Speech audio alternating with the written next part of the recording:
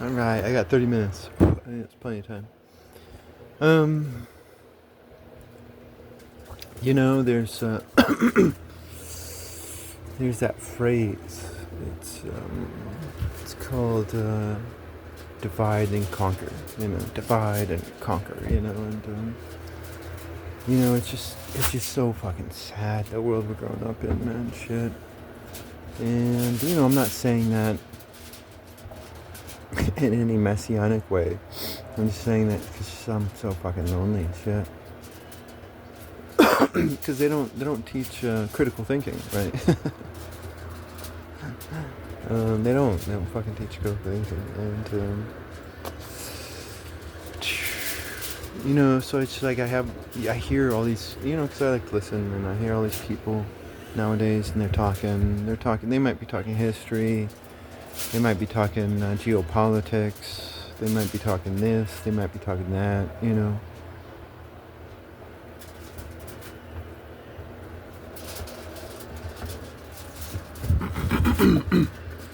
And it's like, I don't know, it's just so, I guess, cute. Very, very intellectually cute. Because there's never any, critical thinking. And that's one of the most fun things about thinking. In a lot of thought that I've processed in my life. R.I.P. Charles Bukowski. Don't do it.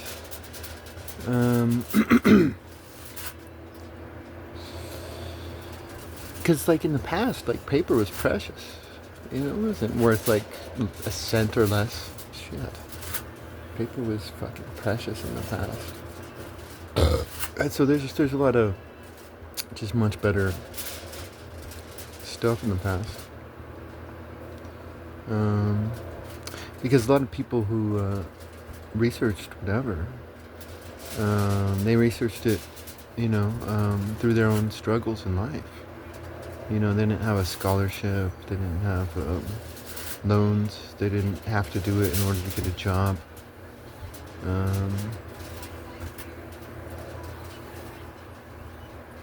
This was, this is how they used to get down before modern universities.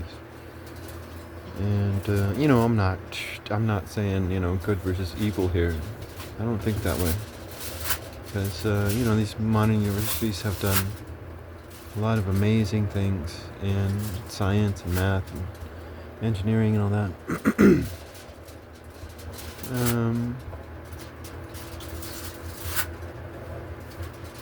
But that's just it. It's just like, damn.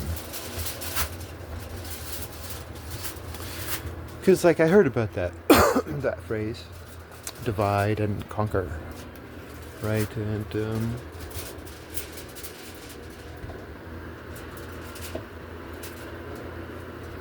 it just sounds so intellectual, and you have all these idiots out there, divide and conquer, divide and conquer, and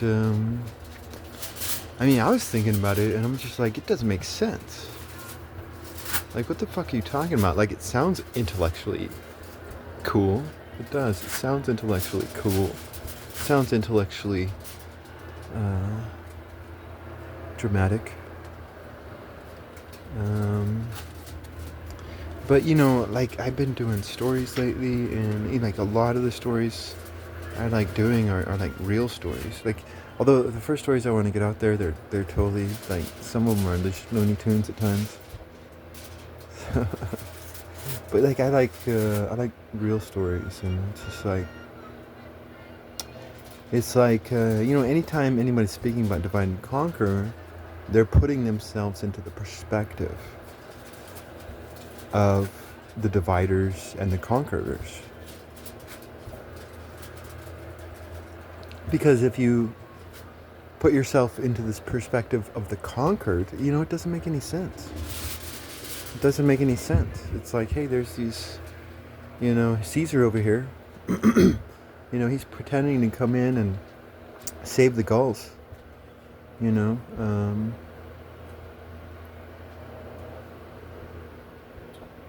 Which I read this one Roman story. Talk about perspective. I read this one Roman story one time, and there was this upheaval in Gaul where they wanted to throw off the Romans, and Romans went there, beat them down, and there was this one general, and he prided himself in not killing the Gauls in order to preserve them,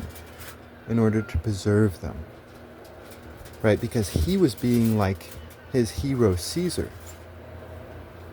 right? Because like nowadays we talk about Caesar being this genocidal maniac of the Gauls, and that's just not historically accurate. I hate to break it to you. Like, what is historically accurate? Yeah, he probably did kill a third of the Gaulish society, but like in a corrupt society, like if you wanna, like look at what Moses did. He killed way more than a third of the Jews.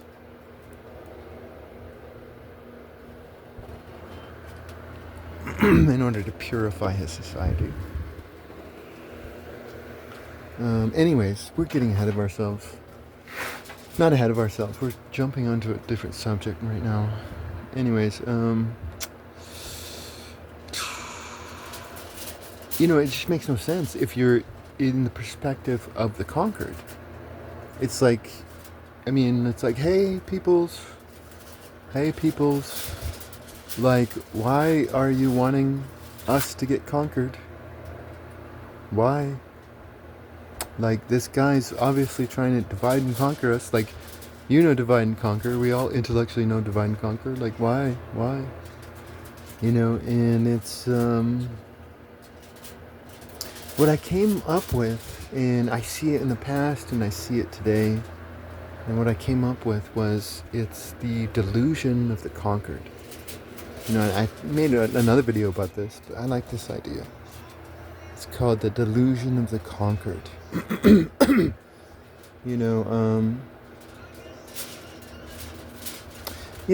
at African Americans. They were used in the Civil War by both sides. And yet they thought that they were going to get freedom by both sides, Like, damn, like I've said it before, like I was talking to this one guy. He's a cool guy on the streets, and I was just like, I said this sentence, I was like, the Civil War is not about slavery. And like, I knew he would be offended. He was a white Irish guy. And I knew he would be offended because he was thoughtful, and he was fun to talk to. But he definitely doesn't believe in the modern industrial age. Definitely not. And so, and I waited, and I saw his shocked face, because, right, he was just like, he thought he knew me, and he thought, he thought I didn't think thoughts like this, but then I threw at him, it was a war between the slavery of the North versus the slavery of the South, right? It was an economic war between the slavery, and the slavery of the North won, right?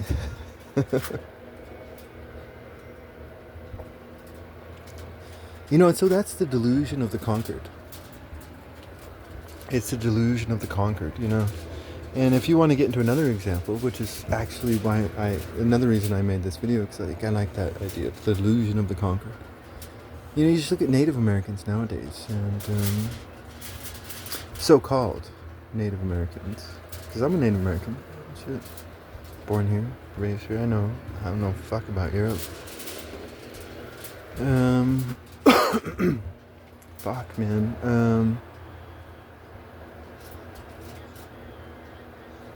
It's like, I look around the United States, and I've met so many white American people and Hispanic American people. Both the American people are English speakers, and the Hispanic American people are Spanish speakers who now speak both. Or who's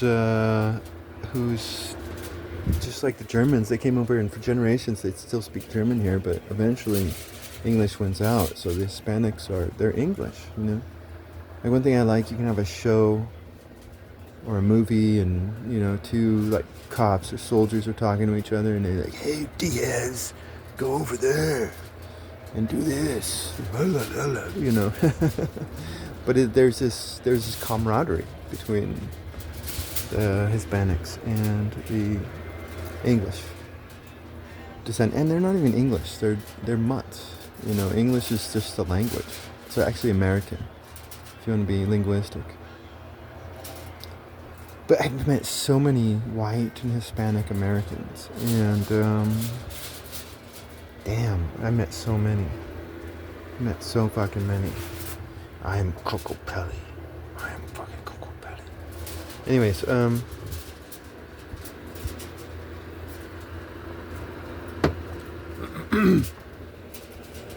and I'm just amazed because like I've done a family history of myself before, and I've got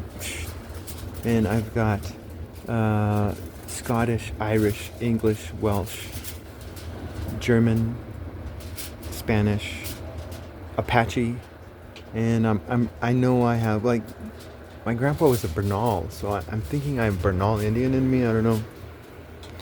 But I know I have other Indian, but it's my dad's side was just harder to do because my grandma isolated us from her husband's side because she's controlling and she doesn't like them, even though she pretends to like them, and they think that some of them do. I know that. She doesn't like them. So she isolated us from my dad's side. And she was really my only source for her side. So it's not a really good source.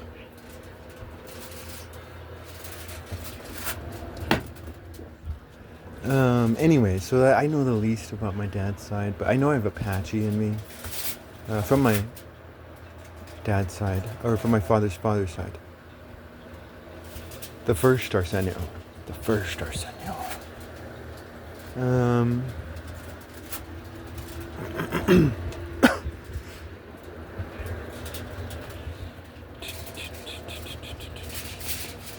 Anyways, and so I was fascinated, and because I'm listening to these Americans,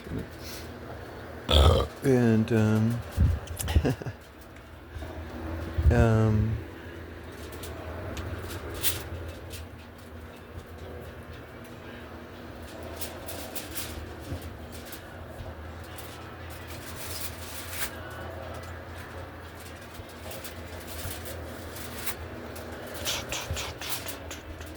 it's like here in America, and this is what I think many people don't understand, but I've seen it fucking everywhere. And so this may be new knowledge to someone outside of America, but people in America, like, shit, I know you met these people. And it's like they might have an umpteenth of Native American blood in them. They might have an umpteenth, like a 10%, fucking 7%, fucking whatever, 20, 30, whatever. They might have an umpteenth, and they're white as fuck, or Hispanic as fuck. But they have a percentage of maybe Pueblo or Cheyenne or this or that. And it's like when they speak, they would rather identify as Native American than they would as English American speakers.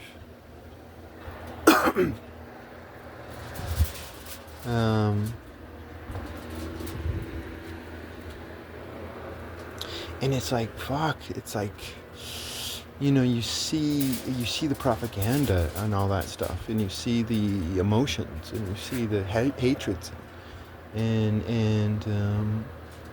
it's like you're shooting yourself in the fucking foot.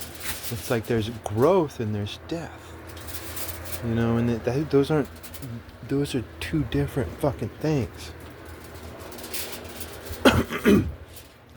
Strength pretends to be on either side, but it's like shit. Racism is wrong, no matter who does it. You know, and it's like for me, it's like you know, my friend came up to me and he's like, "Hey, take some benzonol. It's for dogs, but," and he told me, you know, there's some toxins in it, so I should only take it like once every 3 months or 4 months or whatever. But I did. I took this fenbenzonol, and like the next day, I was looking at my shit, and there were fucking dead parasites in it. You know, and it's like, fuck, the rumors are true. The rumors are fucking true. Like shit. You know, and I look at the world and I see that, you know, there are parasites in